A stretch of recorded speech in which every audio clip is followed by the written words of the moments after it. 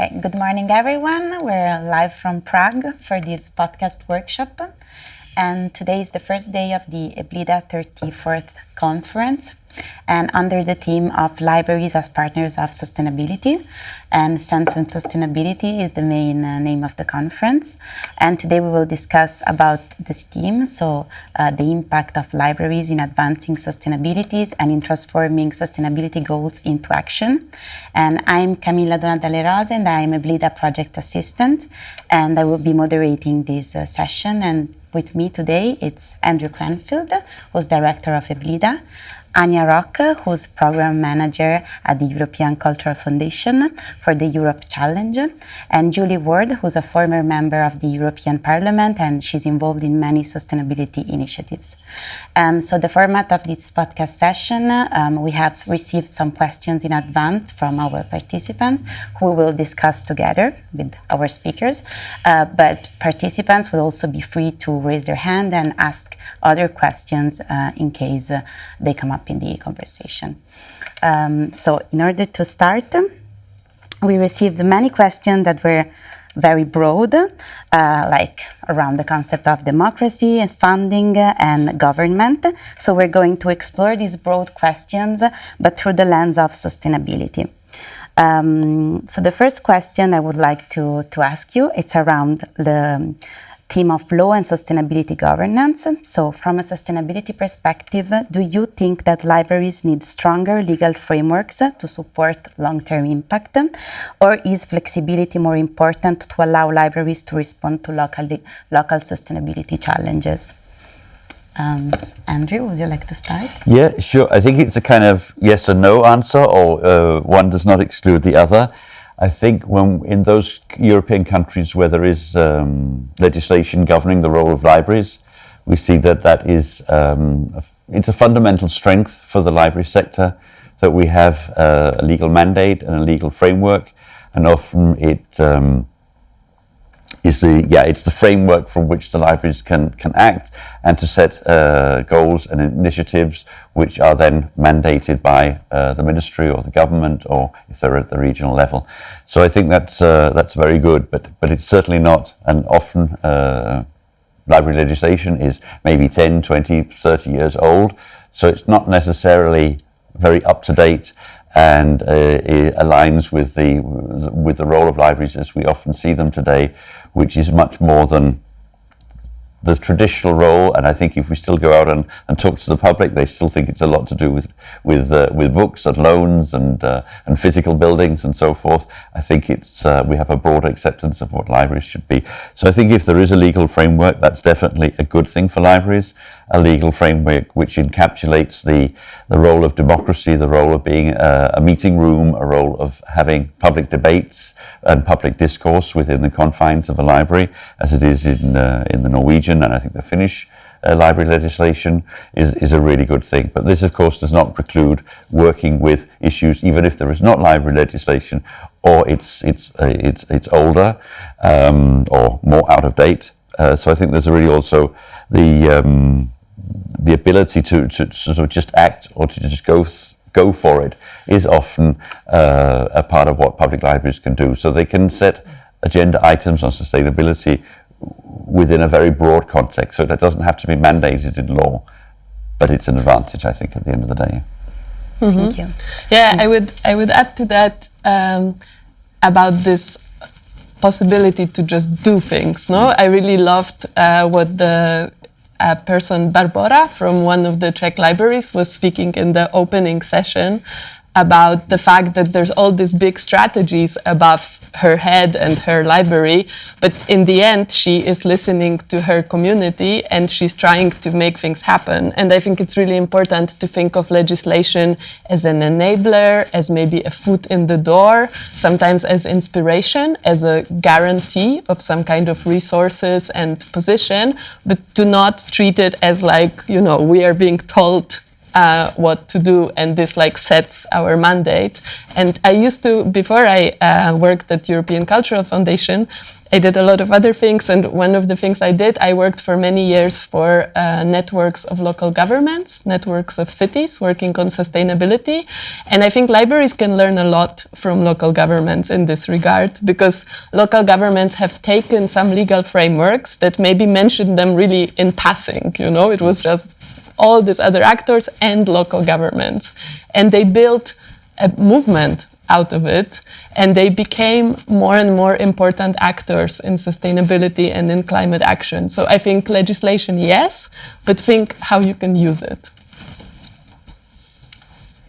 Well, I was thinking about this question in the European context, and culture is a member state competence, which means it's very difficult to legislate across wide. It's impossible, in fact, to legislate for all 27 countries now. But that doesn't mean that the EU cannot be effective and cannot propose improvements. So sharing best practices, sharing solutions to common problems is actually really prevalent at EU level within the cultural field. I thought I'd have a quick look at library laws, because I'm not a librarian, so I didn't learn anything about libraries, but I'm a library lover, and I would hate for any of the libraries that I love to disappear or for their work to be narrowed. And the 5 laws of library science, the 5th law is the library is a growing organism. And so therefore making very strict laws, I think, might be really problematic, because would not necessarily recognize this growing, the growing field, the world that we're living in, the different challenges. So, what you said, Andrew, about the legislation is actually quite out of date already, I think mitigates against it. And maybe just 2 more points. I worry very much about bad actors in government making bad laws. And if we look at what had been happening in Hungary, where there was a real crackdown on academic freedom, sometimes a government may not make a good law. And then what do we do if we have a law that narrows the work of library professionals and somehow constricts those things that we love about libraries? So, I was quite agitated during my time as an MEP when I was told constantly we have to respect the rule of law, because I would see increasingly bad laws being made, and I just think we have to guard against that somehow. And then maybe just to give an example of something that's happening in the UK right now. So there is an initiative called the National Emergency Briefing, which has been a civil society initiative to raise awareness of the climate and ecological emergency and how that is impacting on everyday life. And the campaign's main ask at the minute is for the national broadcasters to observe the law that is written in their foundational documents and their agreement with the government. They have a duty under law to make citizens aware of huge challenges and also facts.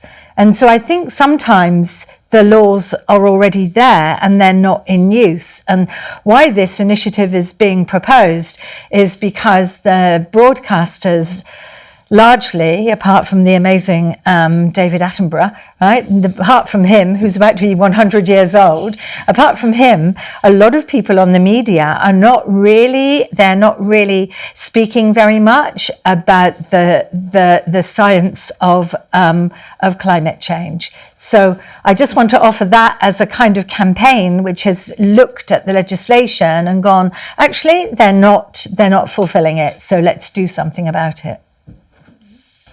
Yeah, and I think about like people talking about climate change, it makes me like connect to the second question that's about like freedom of speech and censorship. And like I feel like, as we also discussed yesterday, sometimes climate activists or people advocating for sustainability, they're victims of censorship. And what do you think that could be the role of libraries in supporting freedom of speech and democracy? Maybe Ania, you would like to start? Yeah, I just wanted to share first that I was listening to the opening session, and I found it really surprising that so many speakers started with like, sustainability is important, but it's not only about climate.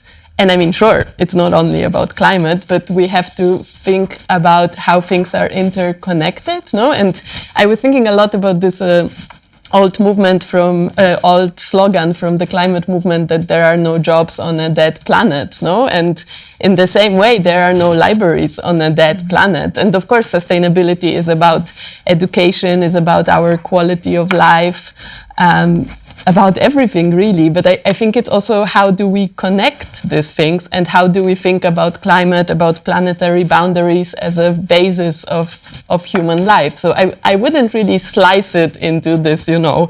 I have to say I really quite hate this economic, social, environmental big pillar thinking, because I think then we miss what is the most important, no? We miss the connections between them. And similarly, I was also thinking, it's interesting that we talk about frameworks that we use to communicate sustainability and to advocate for sustainability. And we talk a lot about SDGs, but even though we are in Europe here, we haven't really been talking so far yet about European frameworks. No, I haven't heard, for example, anything about the EU Green Deal, or I haven't heard anything about just transition frameworks. And I think this is something that libraries, with their deep understanding of community needs, can actually really play a crucial role. So just a little rant to begin with.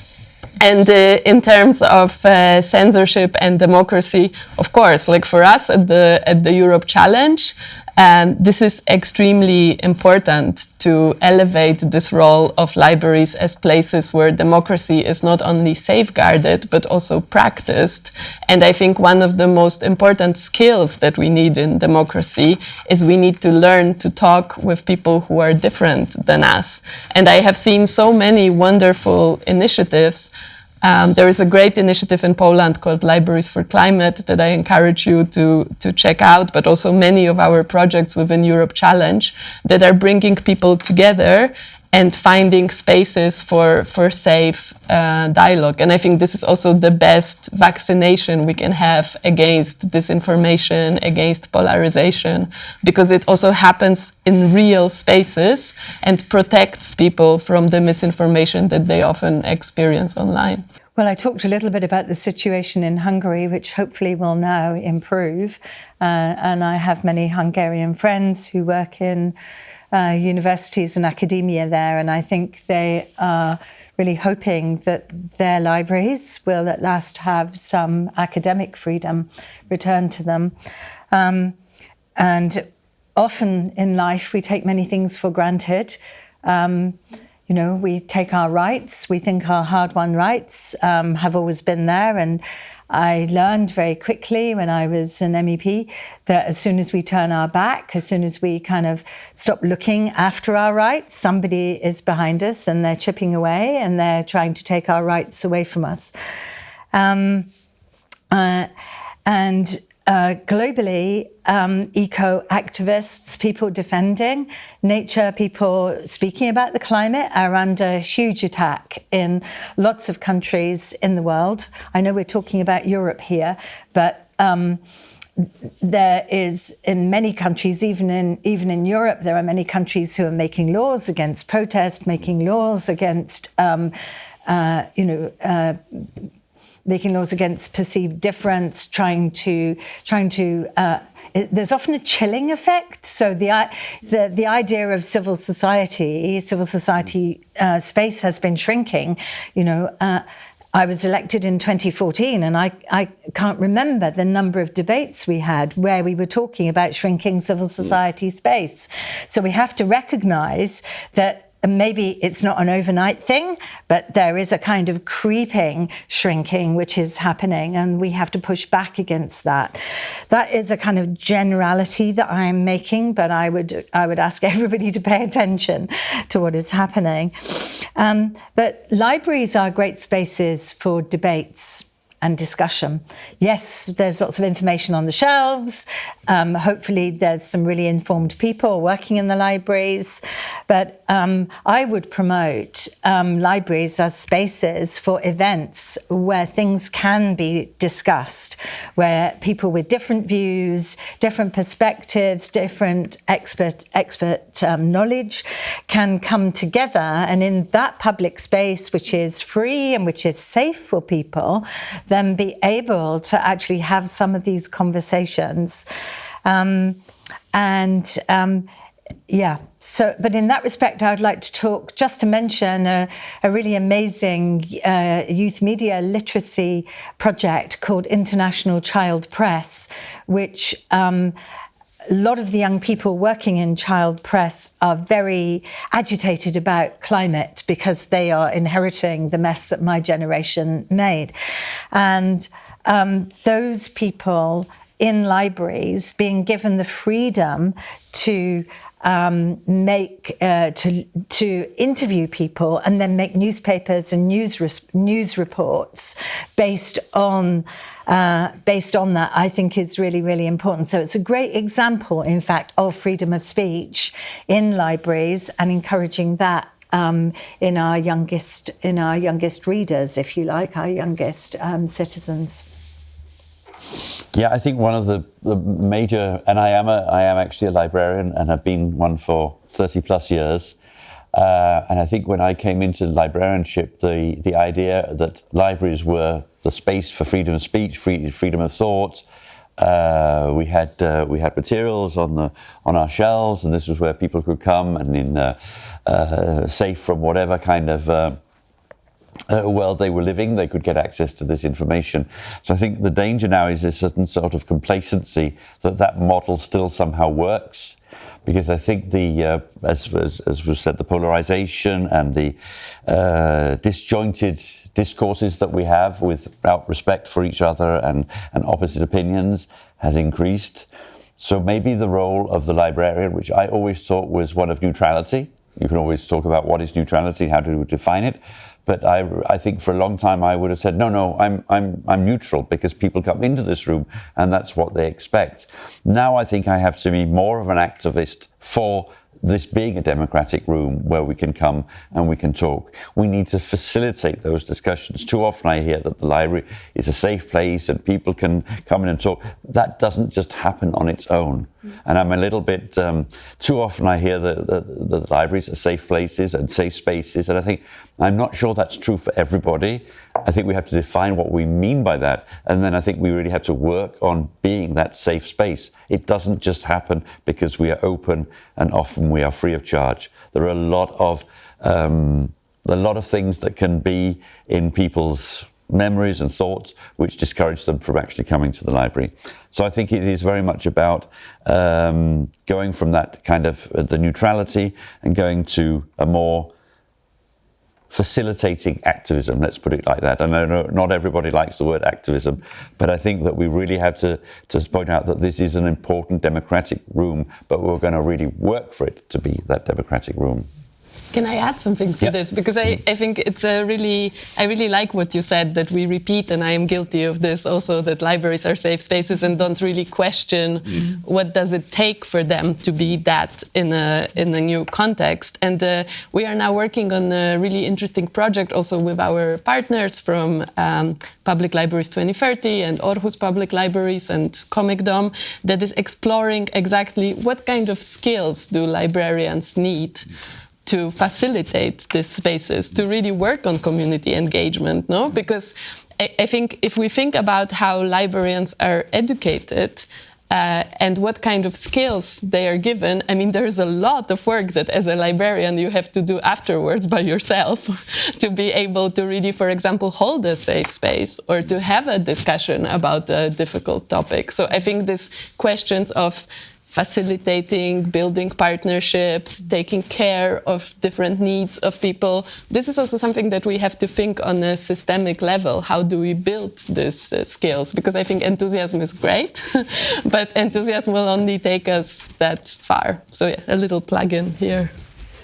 Thank you for bringing up the theme of skills of librarians, because that was also another of the questions we received, and especially also what kinds of skills do librarians need to be part of the sustainability education role of libraries. Because we thought about libraries as places of democratic inclusion, but as we said, libraries are also important for sustainability education. But what skills do librarians need to have to do this?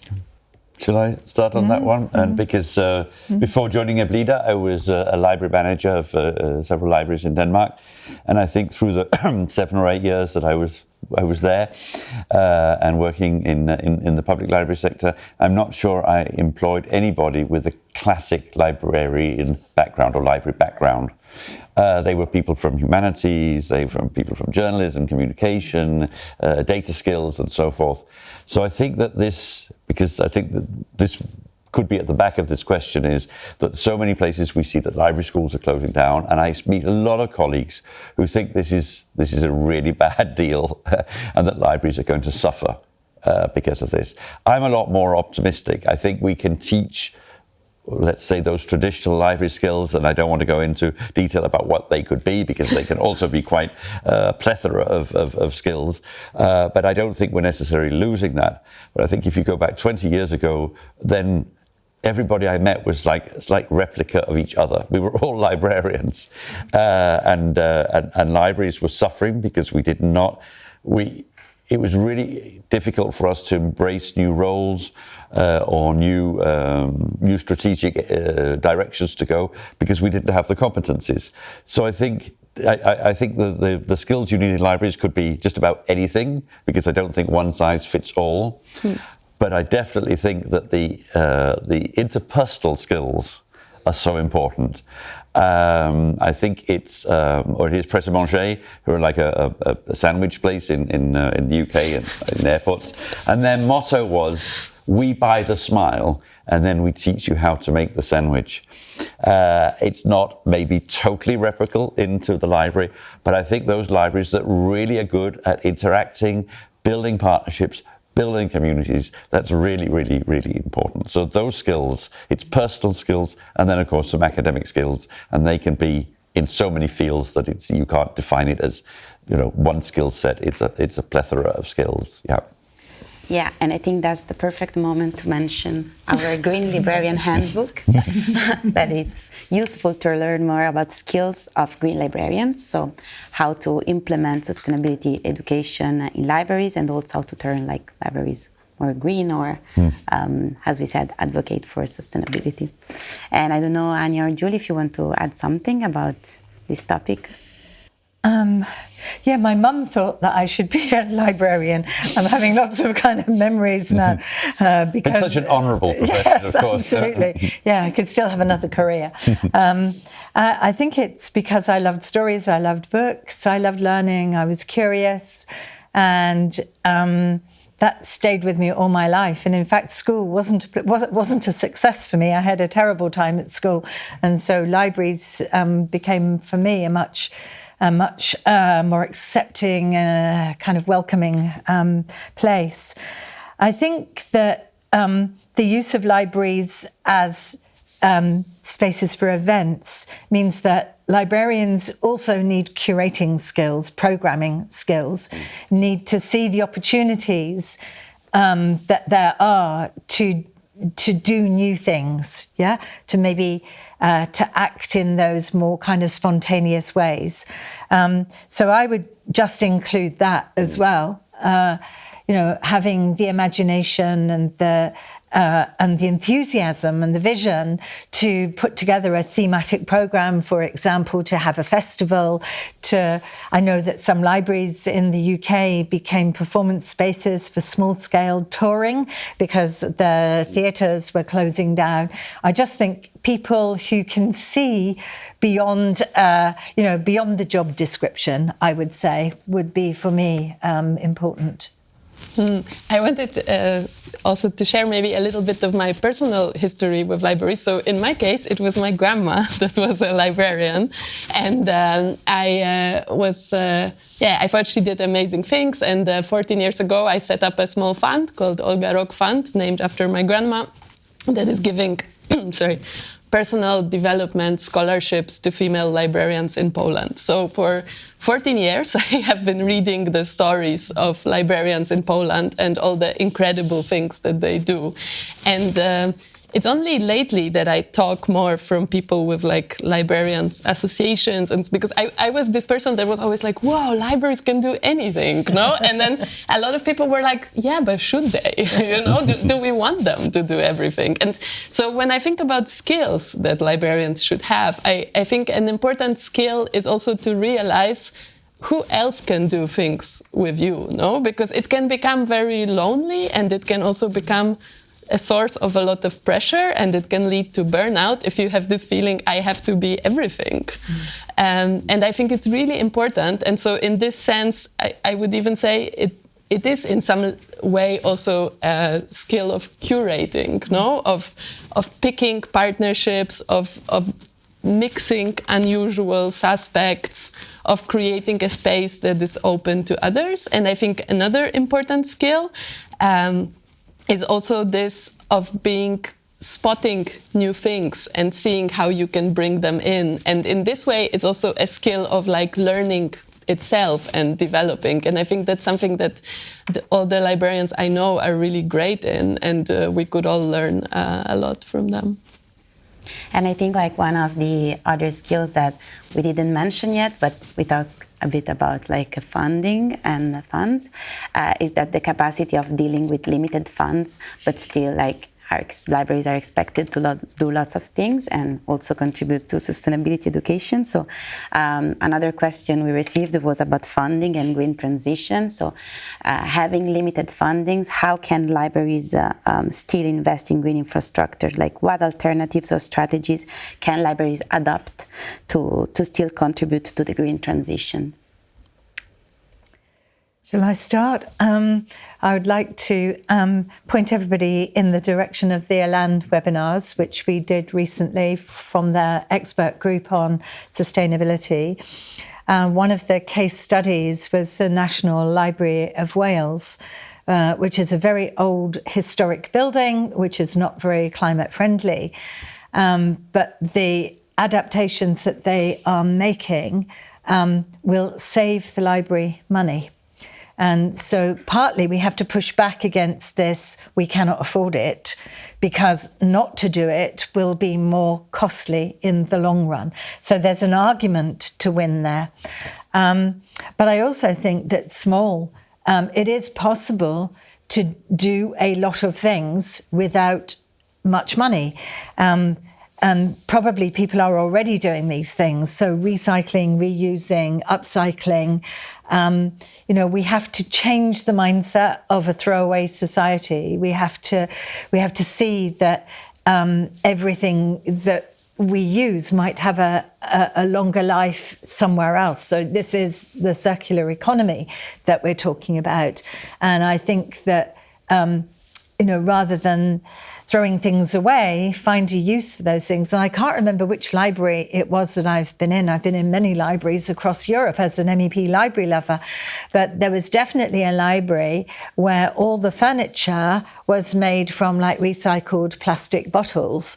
It was really beautiful. It was really colourful. So aesthetically, it was really nice. And there was kind of like a real kind of warm, good feeling in me also that I was in a place that hadn't torn down, ancient forests to make tables and chairs, that I was in a space that had been thinking very much right from the outset, how can we how can we play our part in this difficult world right now when we're faced with so many challenges? Yeah, so I just wanted to say that I don't think people should get completely hamstrung by the idea that investing in green infrastructure is expensive. I would also like to mention the Green Bauhaus project. So the Green New Deal that Frans Timmermans promoted and was successful in bringing into the EU when he was vice president meant that all policy areas had to find an answer to thinking about sustainability, and the cultural sector's response within the institutions was the Green Bauhaus project, which was which was a scheme. I think it's still running. Sorry, I'm not in the Parliament anymore. UK is not in EU, but Green Bauhaus was very much about getting the cultural sector to think about the issue of sustainability. How would the Green New Deal, for example, affect people within the cultural industries? And I can remember noting at the time that the German government was refusing to give any grants to cultural organisations unless they could demonstrate and prove that they were working on sustainability issues. And I think that's kind of what we need. We really need that kind of vision within member states and in governments, so that when people are making funding applications, it's clearly written. You need to think about this. You need to think about your transport, your use of transport, how you arrived somewhere, how you travel between places. I should just say now, I took 3 days by train to come from Riga because I felt that was probably a better option than getting on an aeroplane. And also it was an amazing experience. So I think we need to tell people that there are many alternatives which can actually make us feel better. They're better for the world, and they're not going to cost a lot of money also. Because some people putting up barriers when you say, oh, we can't do that, it's too expensive. Well, the alternative is, a world that will be increasingly unlivable in, and that we have to take it on board, folks. I would just add to that. So based on our own experience, I coordinate this program called the Europe Challenge, which over 4 years has brought together over 150 libraries working with their communities on addressing social, environmental and digital challenges. And we give them a grant of €10,000. We give them a lot of capacity building and networking, also mentoring. And yes, money is important in this, no? But what I notice, and what the libraries and communities we work with have been telling us, is that the main bottleneck is the staff time. No? People can do a lot of green, sustainable projects, can do a lot of education, can embed sustainability topics into work they do, but they will not multiply themselves. No, they have like limited capacities as a person, and so I think this is what we really need to think about. No, I think it's nice that libraries have project funding, but libraries need core funding. This is a public service that we should be defending, and that it's important that we have enough people in libraries that are able to take this project on, and we don't have them running from one application to another, because this is also not sustainable in a long term if your work with the community is just pulled that or this way because of the project opportunities that are available to you right now. So I would just say it's a public service, and we should really treat it we should treat it I don't want to say as good as we treat other public services, because unfortunately we don't. I think we should treat all public services with the love they deserve. Yeah, I think the question of funding is always really difficult, because there's no quick fix, and when we look around Europe, of course, the funding for public sector and libraries is very different. And I always realize that I have a background from a rich country with a well-funded library sector, and I used to work in the south of Denmark near the German border, and we had some projects with German colleagues, and I just saw that the funding that they had, especially staff funding, was so low compared with us, that their ability to work on anything new was really, really difficult. So of course, well-funded libraries is a prerequisite for really having libraries which fulfill these multiple roles that we want them to. At the same time, I'm also aware that you can, especially on the sustainability agenda, it doesn't have to be at a huge strategic level where you have a huge amount of initiatives going on. It is maybe just starting in the small and then creating partnerships in the local community and with the local, it could be the local schools, it could be the kindergartens, it could be local business and so forth, but trying to pool some of those resources together, because that's the way we really create dynamic libraries, is by having these partnerships. It creates the resources that we have, or it extends the resources we have, but it also increases the knowledge that we have and the different perspectives. So it's definitely working with other resources which are not necessarily financial, so it's other people and so forth. And I think a lot with the sustainability has been bringing in the local community and then seeing how that maybe we just use the library as a starting point and we create rings in the water. And at one point there's a lot going on, but it's not actually the library who is doing so much. We're maybe just facilitating those things. But of course, if there is no money, there's no money. And then it's very, very difficult. So we can't look away from that, and that enthusiasm will save the day, because we do need the well-funded libraries as well. And I think that, it was good that Julie talked about the webinars that Ilan organized in this, on this topic. We have these 4 webinars on sustainability, which have been developed from the Ilan expert groups. They're on our YouTube channel. So you can go and still watch the recordings. And we also had in November an exchange visit around the theme of libraries and sustainability that took place in Italy, in Cinisello Balsamo, in a very special library that it's Il Pertini. Yeah, Pertini, which has a strong focus on sustainability. And during that exchange visit, a lot of projects with like very small funding were presented. I remember, for example, the Library of Seeds, which is an initiative that is spreading in different countries in Europe. So yeah. There are different examples of how it's possible to still develop interesting projects and have even a small impact, but without big fundings. But then, of course, as you said, I agree that the first and important condition is having the staff that has time and can take care of developing all these different projects. So yeah, and I think we have just a few minutes if there are any new questions, or if someone from the audience. Microphone. I have so many questions because I'm only here to be annoying, as indicated on my shirt. You can take a look later. Anyway, I keep dropping things, I'm sorry. So I come from a science background and also a science communication background.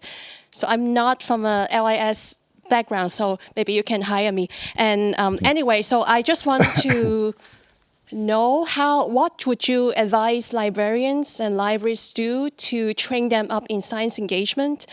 And yeah, also I asked that because I'm the information coordinator of EBLIDA Science and Technology Library section, and that is something we're trying to work on. So what would you advise those people, libraries and librarians, do if they want to be a better science communicator or be able to do better science engagement activities? And also, I have this visual aid here with me. Let me introduce you to the embedded model of the Sustainable Development Goals. So the camera is can you see it? Okay, anyway, so I think that I prefer this over the blocks, the 70 blocks, because it really shows how economy is embedded in society, and society is embedded in the biosphere. And if we don't have biosphere, we don't have society, and we don't have economy.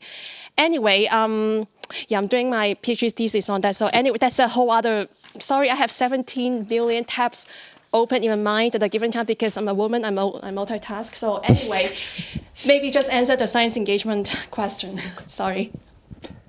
Yeah, I think it's a really, as I say, I come from the public library sector more than the academic library sector, and we certainly have a sort of humanities bias in public libraries, because I think a lot of the librarians have that humanities background traditionally. We're embedded in humanity and literature and so forth. So actually our dissemination of science and technology is not very good. So I recognise that there is there's sort of room for improvement. I think that is certainly in the country that I come from, that has been acknowledged. And I think we work again with external partners. So we have maybe young people from the universities coming and talking about robotics or Lego doing something and so forth.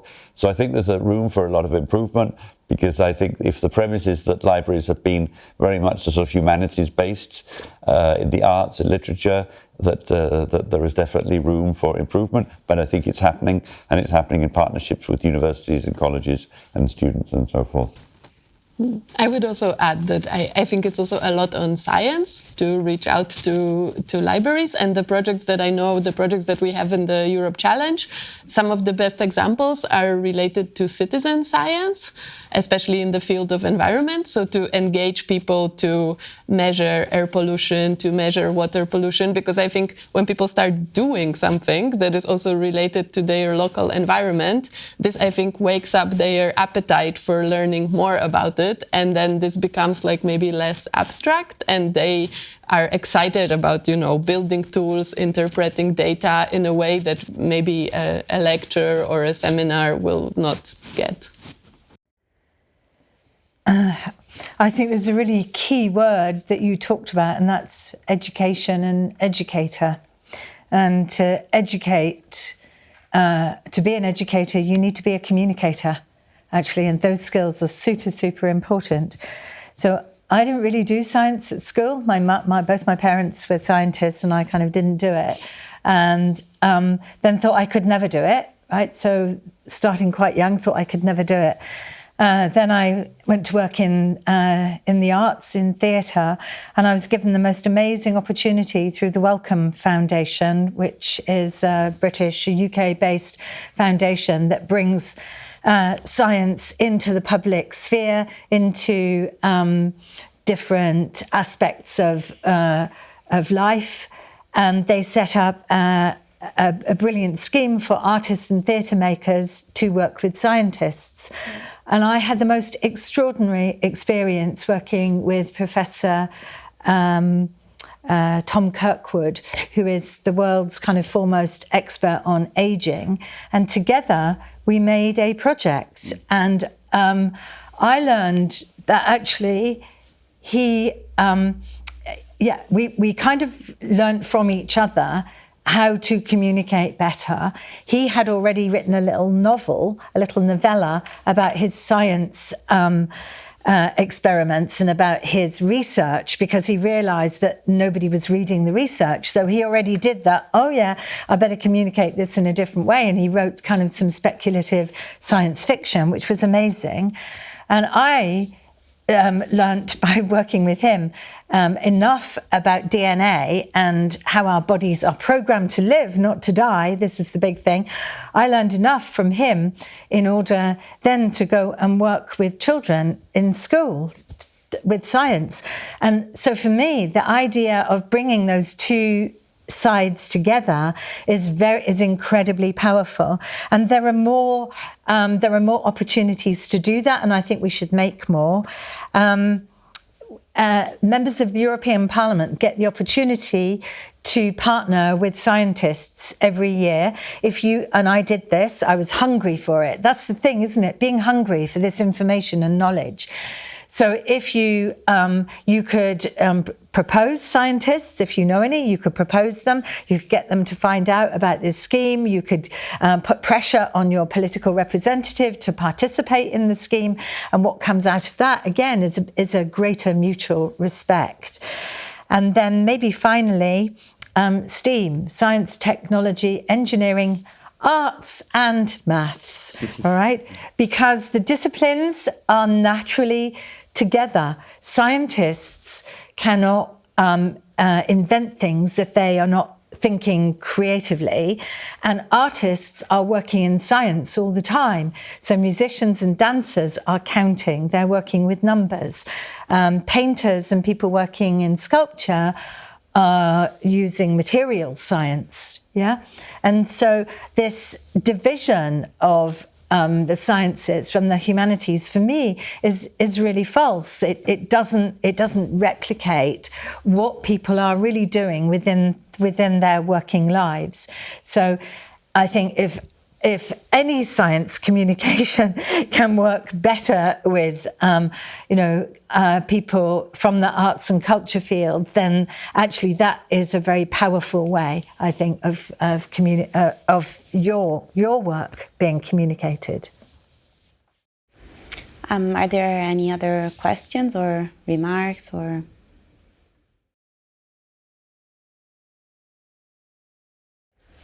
Okay, in that case, we went through all the questions that we received. I don't know if you'd like to add something else on today's topics or on what we discussed also during the morning sessions. If you have any other I can see you looking at me scared. No more rants. No, I guess I would just use this opportunity to tell you that if you haven't done so yet, I would encourage you to check out the Europe Challenge, and we have a catalog there with all the projects that have happened over those years, and you can also follow our broader initiatives at Libraries for Europe, and also this project that I mentioned about skills. I would even say we need you to make it happen, because we are right now doing a European skills audit. So if you work in a public library in Europe, you can respond to our questionnaire and help us build a competence framework for librarians. And we will also be sharing soon 40 case studies on how librarians are working with communities. So yes, a lot is happening. And of course, you can, the Green Librarian Handbook is also online on the EBLIDA's website. And as I said, you can check all our ELAN webinars on sustainability, and also subscribe to our ELAN LinkedIn group to receive all the updates and new events and initiatives on this topic and other topics as well. Okay, I think so that we concluded our session. Perfectly on time. Wonderful. Thank you for listening. Thank you. Yes. Thank you all. Thank you. Yeah. Are we allowed to play? Yeah. Please.